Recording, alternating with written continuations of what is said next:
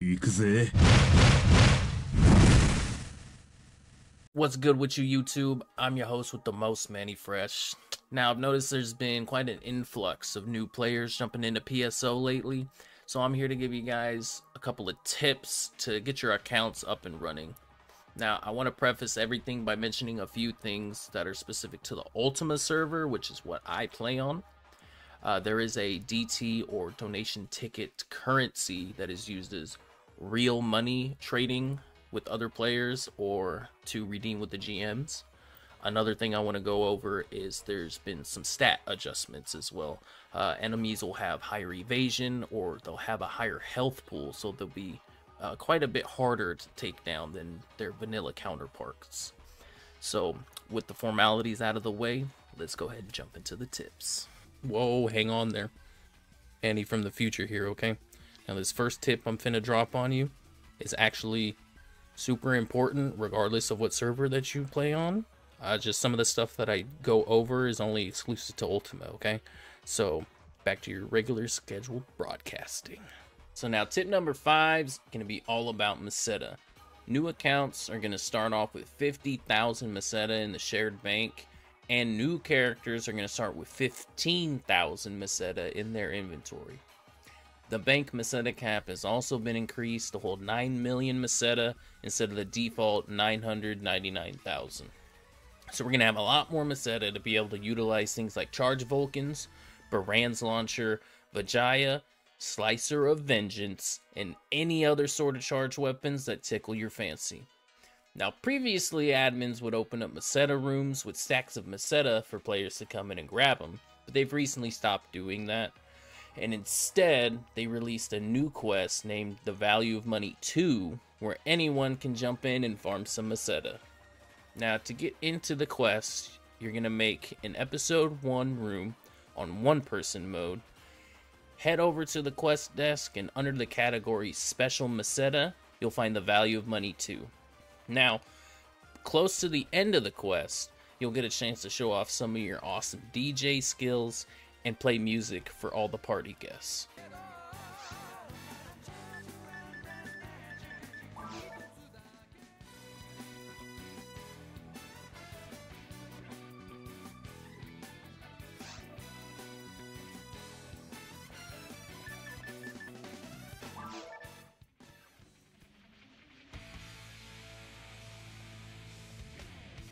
It's a fun little quest that rewards you with 150,000 Metta, and we're going to need all the Metta we can get for another tip I'll be giving you guys later on, which is feeding your mag.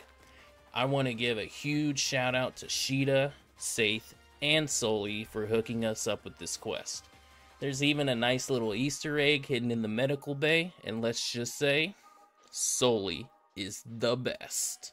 Alright, what up? It is Future Manny again. Now, unfortunately, due to time constraints and getting swamped with a lot of overtime at work, I didn't really have a lot of time to make a lot of different clips for the next tips coming up. So I kind of just used one long sequence of a playthrough for the next couple of tips. So, unfortunately, I apologize for the inconvenience. So I'm going to come at you now with tip number 4. Now, this next tip is not necessary by any means, but it will absolutely make your life so much easier. And I'm, of course, talking about the implementation of add-ons. Now, there's quite a few of them, but the main 3 I want to focus on here are going to be the Item Reader, Player Reader, and Monster Reader. The Item Reader is by far the best thing you can have applied to your game. It's going to read off all the stats of any weapons or armor that drop, and you can even set up parameters to where a non-rare weapon won't even show up on your reader unless it has a minimum of 40 hit or more. And in case you didn't know, hit is the most crucial stat a weapon can drop with. For example, a weapon with 30 hit will add that 30 hit on top of whatever your accuracy already is at that time. The hit stat is just a flat 1-to-1 ratio of adding to your ATA when attacking. The Item Reader is going to be a huge boon to saving time from having to run around looking through every single item that's dropping on the floor. So this next add-on I'm going to touch on is going to be the Player Reader. Now, I really only use the player reader for myself, but you can actually set it up for your party members as well. The player reader is great for seeing what your party's life totals are, what their shifted D-band levels are. It even has a shifted D-band timer, so when you do the big PBs and get the super high shifted D-band numbers, it's going to tell you what your timer is and how soon before you run out have to be refreshed on the shifted D-band. Another thing is it even tells you if your teammate has procced an invincible trigger. Now, I mean, I already know what you're thinking. Can't I already see that they procced just by looking at my party member? And while that's mostly true, just having more information on the screen is never a bad thing. And let's be honest, in some of those super hectic moments, you're not going to really see if your teammate procced invincible or not, because you're going to be trying to survive and kill stuff. You know what I'm saying? Okay, so this last add-on is going to be the Monster Reader. The Monster Reader just tells you every single enemy in a wave that is spawned. Again, it's not nearly as crucial as the item reader, but it's gonna be nice to have, especially in those big ruin rooms where some enemies are too far away for you to visually see. I can't tell you how many times I'm running a quest in the ruins, and there'll be a Del Saber spawn, but everybody's on one side of the room, so there'll maybe be 1 or 2 Del Saber spawns all the way in the corner on the opposite side of the room. And they just won't even spawn, but they still show up on the item reader because they had spawned with that wave. So then you know, oh, I need to move because there's still an enemy around that I haven't killed yet to go to the next spawn. Again, like I said before, Monster Reader is up to you. It's not really super crucial, but I definitely like having it because, like I said before, having more information is never a bad thing. Alright, so jumping at you with tip number 3, and this one nobody ever talks about, and I don't understand why. They don't mention the fact that PSO is a really easy game to play. You can theoretically play any class that you want. Now, are some classes going to struggle more than others? Absolutely, especially fresh accounts, new players. But don't let that discourage you from playing the class that you think looks cool. With enough experience under your belt, any and every class can thrive and flourish in the endgame. If you want my feedback on which class to pick, then you're watching the wrong video. If you want to play a HuCast because you want to be a dope android and swing around your big ass sword and do hella damage, I'm not going to tell you no. If you want to be a Phonuman, be a spell slinger to your heart's content, I'm not going to say no to that either. If you want to be a Raymar, sit in the corner, and use all the guns that you can think of, who am I to tell you no? Pick whatever class you think looks the coolest, whichever class jumps off of the screen and tells you to pick it. And you're going to find a lot more success in this game than if you just play whatever quote-unquote the best classes are. Okay, so now we're going to jump into tip number 2. We're getting close to the end here, y'all. And tip number 2, we're going to talk about your mag. Your mag is your little robot friend that's over there floating over your shoulder as you run around and play the game. You know, he gets hungry at times, so you got to make sure to feed him. And this is why we talked about Metta in tip number 5. You need Metta to buy the items to feed your mag. Now, your mag feeds off of healing items. You know, your monomates, dimates, trimates, antidotes, etc. Right? And it's crucial that you feed your mag as often as possible, as it's going to grant you a large majority of your stats later on in the game. Starting off, it's best that you don't even worry about maxing your stats or whatever an optimal mag build is for your class. That's something that you worry about later on. What you want to worry about at the start is that you get your mag stats generally around 5 defense, because it starts with 5 defense. Your mag's going to be starting at level 5.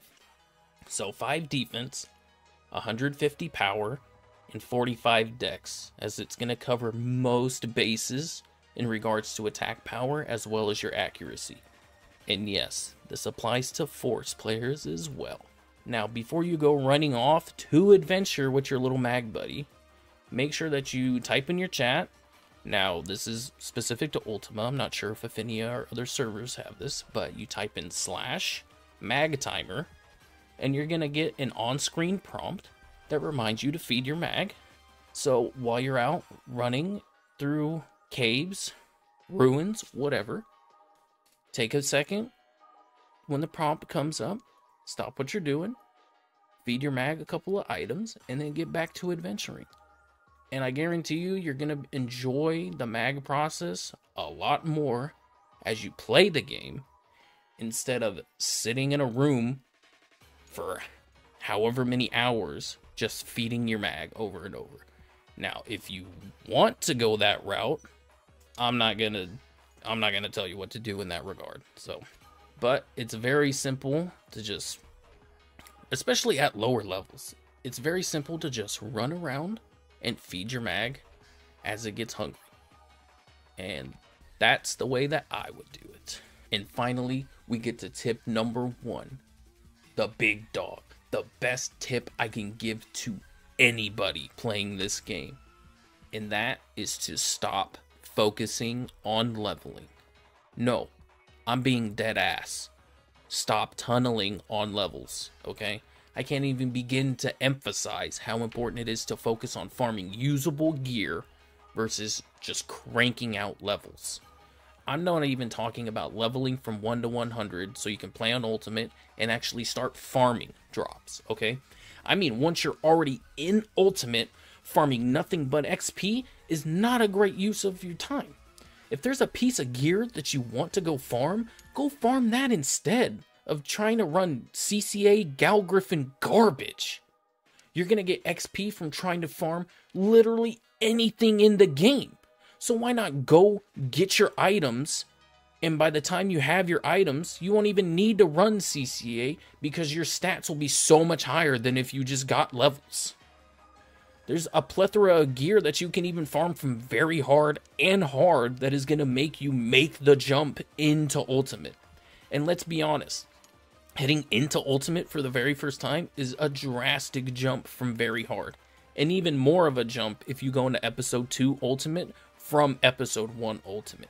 Alright, if you're still not picking up what I'm putting down, let's say you're a level 80 Humor, for example, okay? Without the use of any power mats, your base ATP is going to be 532, okay, at level 80 Humor.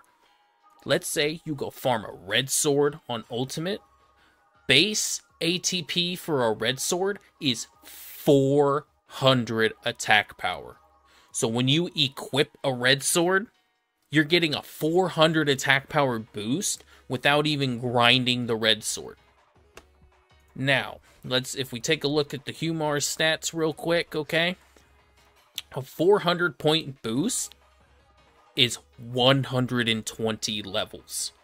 So if you're a level 80 Raymar with a attack power of 532 at level 80, your attack power at level 200 is going to be 943. If you just go farm a red sword at around level 80, 90, because you have to be 90 to get into Ultimate. If you go farm a red sword at level 90, that is a 400... I can't even begin to explain. That is a 110 level jump just by equipping a red sword.